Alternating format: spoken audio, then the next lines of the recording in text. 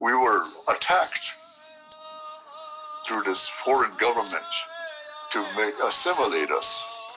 So during the time when all of these rituals that I mentioned went underground, and they were suppressed in a hidden way, and a new way of life came into our society. At one time, back in those days when I mentioned when our rituals and our medicine people were strong people, every male head of the family, when they get married, young man gets married, has his own chihuahua. He was given a wapaha, the headdress, the wapaha. Some people call it war bonnets, but the proper thing to call our headdress, a wapaha, which means that you're the head of the family. So at one time there was a normal being that every family had wapaha that was given to the newlywed. And their responsibility is a high honor to protect the family, to look out for the well-being of their children, and be honorable, to hold the values. But along the way, when the government came into our lives and our way of life changed, two things that happened is they stripped the identity of the Indian male, and they took the wapaha away from the males, and they only gave it to the people that had the role of what the Washitas called the chief, the head people. And they gave that back to them and said, okay, you can wear this. The government will recognize you because you're a head chief. But the common men that wore these headdresses were removed. And that still kind of happens today. Today, when we're losing in the colonial society and we live in a predominant world ruled by the government, only the head man wears the war bonnet, the headdress, and which makes it easier for the government to identify who to come after, who they come to attack.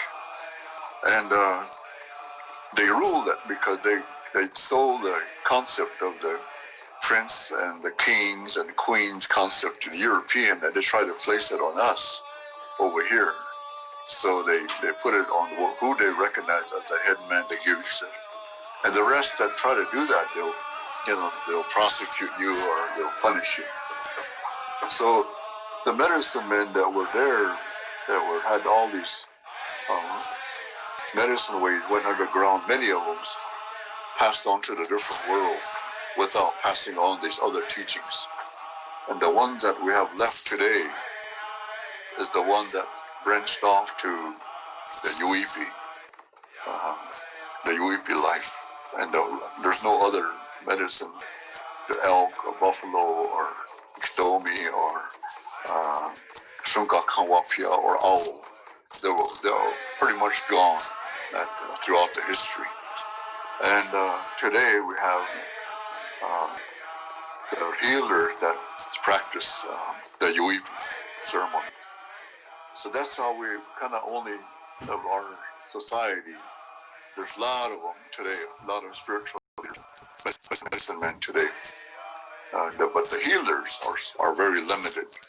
But we have many spiritual leaders, which is a person that is a teacher or singer or helper or educator, lives a sober life, and can be called a spiritual leader.